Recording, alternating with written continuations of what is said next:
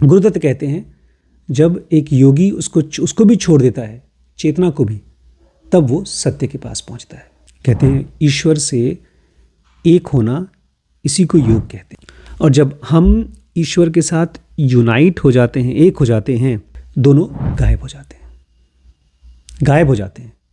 और उसके बाद जो बचता है, गायब होने के बाद जो बचता है, वो है सुप्रीम सेल्फ, वो है परम मैं। उसको कृष्ण कहा करते थे आत्म हूं, मैं हूं। वो हमारा ही वो रूप है जो अनमैनिफेस्ट है, अप्रगट रूप। इस दुनिया में कोई भी इंसान कितना भी ताकतवर हो, ईश्वर की मर्जी के बिना उसको नहीं देख सकता, क्योंकि ईश्वर का रूप है अनमैनिफेस्ट, अदृश्य रूप है, वो परम रूप है। ईश्वर में से निकला है पानी का रूप, वो थोड़ा दिखता है। उसी में से निकला है स्पेस का रूप, वो नहीं दिखता। हवा भी उसमें से निकली है, फिर आग और धरती उसमें से निकली है। लेकिन ये सारी की सारी ईश्वर के बाद की रूप हैं। जो ईश्वर का रूप है वो है अनमैनिफेस्ट, कभी दिखता नहीं। नमस्कार दोस्तों, स्वागत है आपका इस सीरीज में जिसको हम कहते हैं त्रिपुरा रहस्य। इसमें गुरु दत्तात्रेय और परशुराम के बीच में ये बातचीत हुई है, जिसमें दत्तात्रेय ने कुछ ऐसे गूढ़ रहस्य बताए हैं कि आदमी अगर उनके ऊपर कॉन्टेम्पलेट करे, ध्यान करे, तो एक ही जन्म में मुक्त हो सकता है इस जीवन और मरण के चक्र से। तो आज के वीडियो में गुरुदत्त बताते हैं किस तरह से आप अपने आप को सरेंडर कर सकते हैं, अपने गुरु के प्रति समर्पित कैसे कर सकते हैं। गुरुदत्त कहते हैं दोनों चीज़ें ज़रूरी हैं, पढ़ना भी और सुनना भी। अगर कहीं पर आपके गुरु ने कुछ लिखा है उसको पढ़िए भी, और अगर आप उनको सुन सकते हैं तो सुनिए भी। लेकिन जो भी हम पढ़ के ज्ञान लेते हैं उसको टैली होना चाहिए। जैसे एक हिसाब किताब लगता है, मैंने आपको एक 100 की गड्डी दी और उस गड्डी को बता दिया कि 100 की गड्डी है, इसमें 100 नोट है। फिर आप उसको गिनते हैं। गिनते क्यों हैं? ताकि जो आपको बताया गया है और जो सच है दोनों टैली करे। गुरुदत्त कह रहे हैं जब हम कुछ पढ़ते हैं और कुछ सुनते हैं तो वो केवल किताबी ज्ञान होता है। उस चीज़ को आपको रियलिटी में एक्सपीरियंस करके टैली करना पड़ेगा कि हाँ ये सच है, नहीं तो तोता रटंत हो जाएगा, आप पंडित बन जाएंगे बस। अब एक गुरु कहता है कि तुम आत्मन हो, परम आत्मन हो, तुम कभी मर नहीं सकते। लेकिन हमको तो पता है हम मरेंगे, और मरने का प्रूफ क्या है? डर। अगर आपकी गुरु की ज्ञान आपके अंदर में पूरी तरह से फलित हो गई, फ्लावर हो गई, तो आपको डेथ का डर नहीं होगा। तब आपको पहली बार एहसास होगा कि मैं वही चीज़ हूँ जो गुरु ने बताया है और जो मैंने सुना है। तब आप पहली बार जानेंगे कि जो चेतना के जाने के बाद भी, कॉन्शियसनेस के जाने के बाद भी बचा रह जाता है, वो है सत्य, वो हूँ मैं। कि अभी हम लोग को जो अनुभव होता है ना, वो परछाई की परछाई होती है। जैसे शीशे में आप अपनी शक्ल देखेंगे तो लगता है कि मैं हूँ, लेकिन वो शीशे में हमारी परछाई है, दिखती एकदम हमारी जैसी है, फिर भी परछाई है। आप शीशा तोड़ दो तो परछाई टूटेगी, हम नहीं टूटेंगे। यही हमारे साथ भी होता है। हम इस शरीर को जो महसूस कर रहे हैं वो एक तरह की रिफ्लेक्शन है ट्रूथ का। जो जान है हमारे अंदर में, वो सच्चाई की वजह से, ईश्वर की वजह से। अब उसकी भी एक परछाई है, इस शरीर की भी एक परछाई है। क्या? हमारे अंदर के विचार और हमारी भावनाएं। तो एक योगी इन सब चीज़ों को छोड़ देता है। जो भी उसके मन में विचार चल रहे हैं, जो भी भावनाएं चल रही हैं, उसको छोड़ देता है। मेरे साथ बीच में अभी इस ट्रिप में ऐसा हुआ, पहली बार ऐसा हुआ। मेरी माता जी मुझे डांटने लगी। 47 साल का हूँ मैं, और माता जी डांट रही थी क्योंकि उनकी एक देवरानी है, उनकी लड़ाई हो गई उनसे। और बड़ी कमाल की चीज़ बताता हूँ मैं आपको। मुझे ये भी बता रही हैं कि क्यों उनकी देवरानी को उनके पास आना चाहिए और माफ़ी मांगना चाहिए, और कैसे मांगना चाहिए माफ़ी। बोली थी वो मेरे पास आ नहीं सकती, पैर नहीं छू सकती, माफ़ी नहीं मांग सकती, तो तुम्हें उनके पास जाने की ज़रूरत नहीं है। मैं उनको सुन रहा था और मुझे बड़ा गुस्सा सा आ रहा था शुरू में, लेकिन वो शुरू में आ रहा था। बाद में वो गुस्सा ऐसा हो गया जैसे कि खुजली, बहुत हल्की फुल्की खुजली। अगर बहुत तेज़ खुजली होती है तो जान निकल जाती है, बस खुजाते रहो, लेकिन हल्की फुल्की खुजली आपने किया और ख़त्म हो गई। फिर मैं गया अपनी चाची के पास, जहाँ जाने के लिए मना कर रही थी। उनको मैं सुन रहा होता, बोलती क्यों आए मेरे पास, भाभी आने दे रही हैं, डांट रही होंगी ना तुमको। मैं उनको देख रहा हूँ, उनको भाभी की चिंता है, भाभी को देवरानी की चिंता है, लेकिन आपस में दूसरे से बात नहीं कर पा रही है।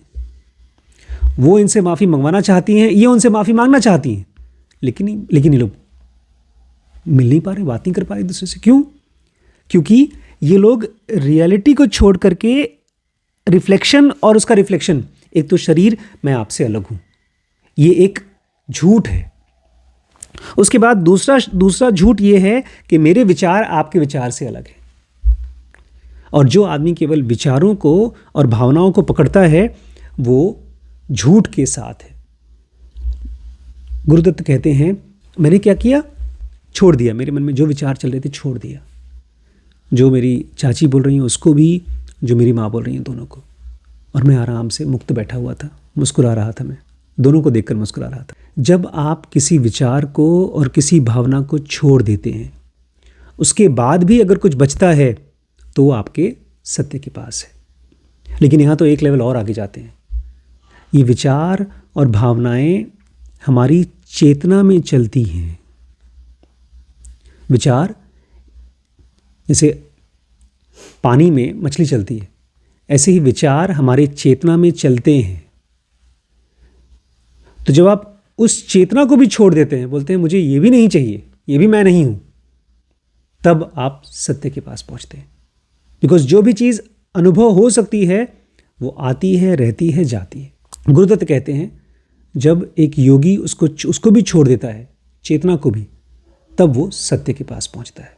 कहते हैं ईश्वर से एक होना, इसी को योग कहते हैं। और जब हम ईश्वर के साथ यूनाइट हो जाते हैं, एक हो जाते हैं, दोनों गायब हो जाते हैं, गायब हो जाते हैं। और उसके बाद जो बचता है, गायब होने के बाद जो बचता है वो है सुप्रीम सेल्फ, वो है परम मैं। उसको कृष्ण कहा करते थे आत्म हूँ, मैं हूँ।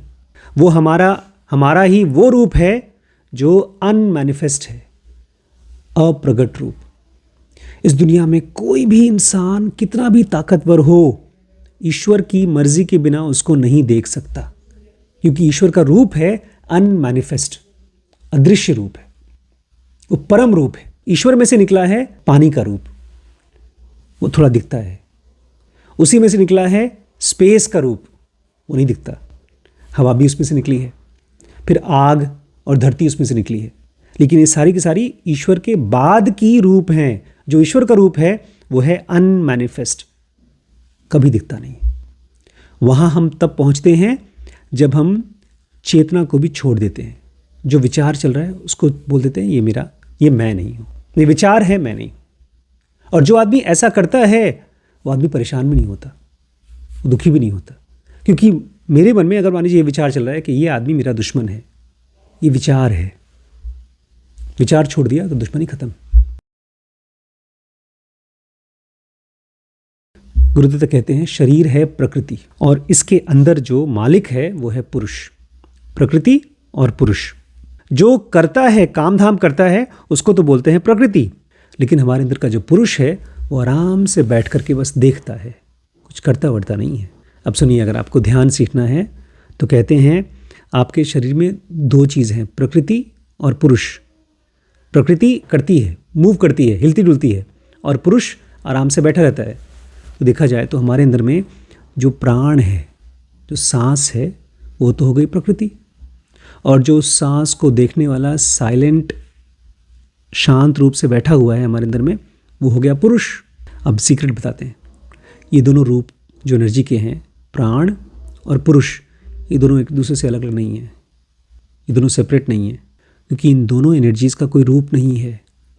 मैंने अभी बताया कि भगवान का कोई रूप नहीं है, हमारे प्राण का भी कोई रूप नहीं है, इसलिए वो दिखती नहीं है। हमारी चेतना का भी कोई रूप नहीं है, दिखता नहीं है। हाँ, चेतना में विचार दिखते हैं, चेतना में आने वाला इमोशंस महसूस होता है बड़ा स्ट्रांग, लेकिन अपने आप में चेतना महसूस नहीं होती। इसलिए गुरुदत्त कहते हैं, जब तक तुम अपने आप को शरीर के रूप में मानते रहोगे, तुम शांत नहीं रहोगे। इसलिए इस बात को हमेशा अपने मन में बार बार याद रखो कि मैं ये शरीर नहीं हूँ, मैं ये चेतना नहीं हूँ, और इसको एक ब्लेड की तरह यूज़ करो काटने के लिए, झूठ को सच से।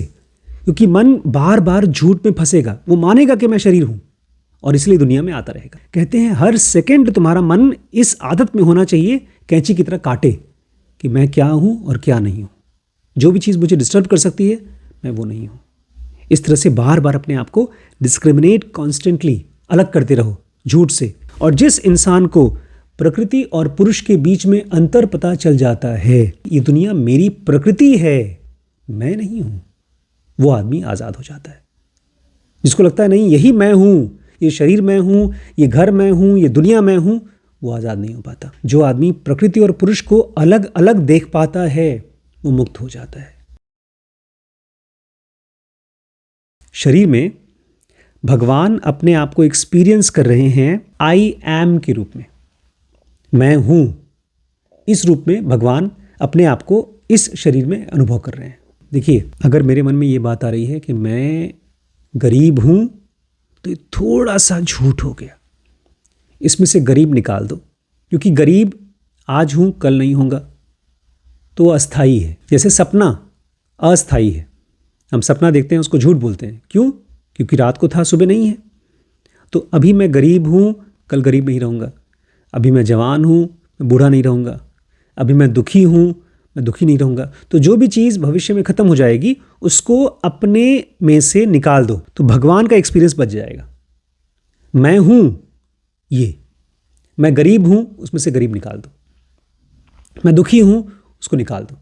हाँ, ये कहो मेरे अंदर दुख का अनुभव चल रहा है, मेरी चेतना गरीबी का अनुभव कर रही है, मैं घमंड का अनुभव कर रहा हूँ।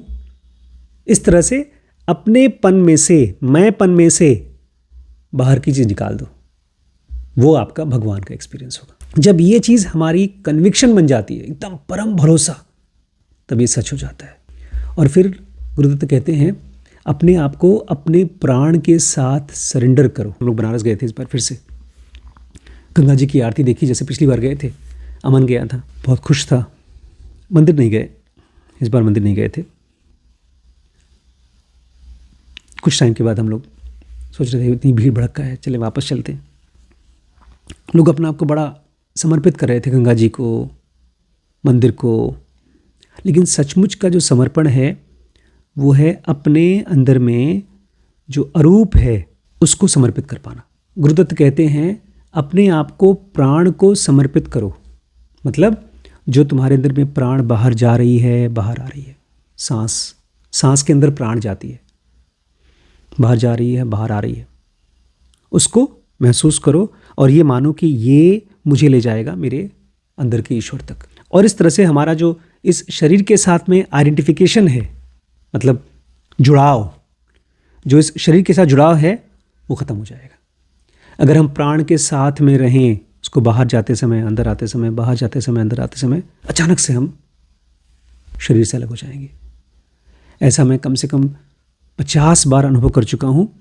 जब लेट जाता हूँ, किताब मूडी से लेकर पेट के ऊपर रख दिया और प्राण गहरी हो जाती है और मेरा ध्यान पेट के ऊपर रहता है, किताब अंदर गई, ऊपर गई, फिर कभी कभी नाक के ऊपर होता है, अंदर गई, बाहर गई सांस, और मैं शरीर से अलग हो जाता हूँ।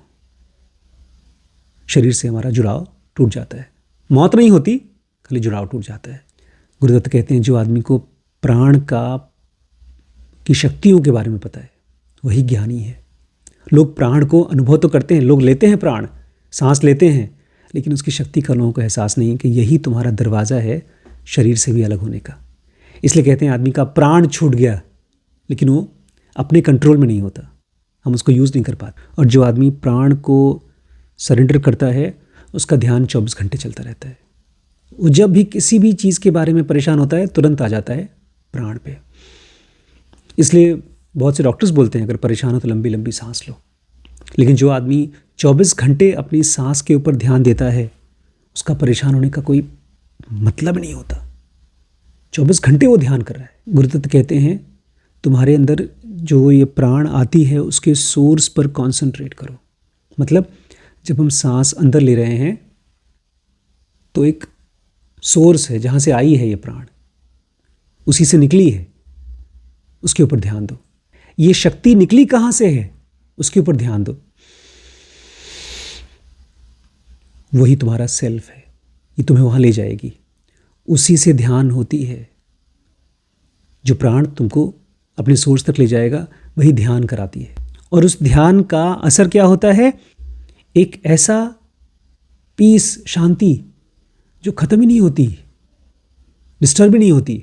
और फिर एक टाइम ऐसा आता है जब दोनों चीज़ें पूरी तरह से हमारी चेतना में से साफ हो जाती हैं, प्रकृति और पुरुष दोनों। तब वो है रियल रेस्ट। लोग मर जाते हैं तो भी आराम नहीं कर पाते।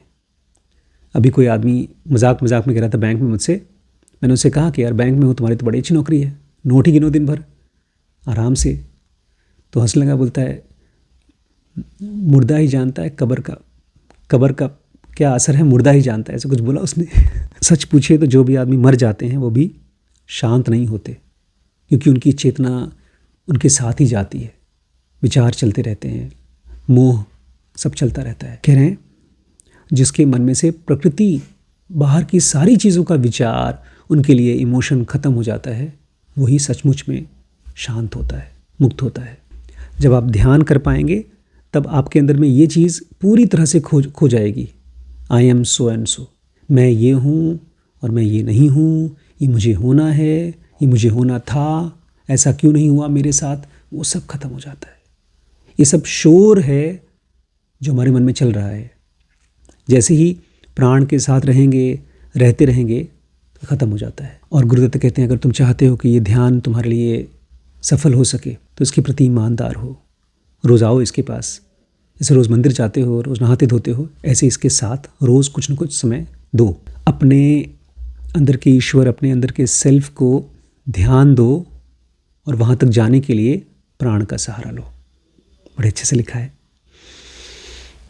प्राण का सहारा लो। अपने ध्यान को प्राण के साथ अंदर ले जाओ, अपने सेल्फ के पास। अभी हमारी चेतना ऐसी है कि यहाँ वहाँ भटकती रहती है, उसको आप बांध रहे हैं, सांस के साथ बांध के ले जाते हैं अपने अंदर के सेल्फ के पास, लेकिन फिर भाग आएगी, यहाँ वहाँ जाएगी। लेकिन एक पॉइंट ऐसा आएगा कि ये आपकी चेतना अरेस्ट हो जाएगी। नहीं, पुलिस वाले बोलते हैं अरेस्ट हो जाते हैं, आप जेल में बांध दिए जाते हैं। ऐसे हमारी चेतना पकड़ में आ जाती है, किसके? अंदर के ईश्वर के। और तब हमारी चेतना उस भगवान की, सेल्फ की चेतना के साथ एक हो जाती है। और उसके बाद क्या होता है? समाधि आती है। समाधि में जो आदमी होता है उसकी चेतना अपने सेल्फ के साथ फंस जाती है, अटक जाती है। और लास्ट में कहते हैं जो भी किताब में हम पढ़ते हैं वो एक ज्ञान है जिसको कि हर एक शिष्य को टेस्ट करना होगा अपने अनुभव से। पढ़ लीजिए लेकिन उसको टेस्ट करिए। हम में से ज़्यादातर लोग पढ़ते तो हैं लेकिन उसको रटते हैं, लोगों को समझाते हैं, उसके बारे में बड़े खुश होते हैं लेकिन टेस्ट नहीं करते। गुरुदत्त कहते हैं टेस्ट करो। कैसे टेस्ट करो? अपने गुरु को समर्पित हो जाओ प्राण के ज़रिए। प्राण के ज़रिए अंदर जाओ, बाहर आओ। जब भी डिस्टर्ब हो तब भी, जब डिस्टर्ब नहीं हो तब भी अपनी सांस का सहारा लो अपने ईश्वर तक पहुंचने के लिए, और उसी से मिलेगा तुम्हें समाधि। गुरु के प्रति समर्पण ऐसे होता है।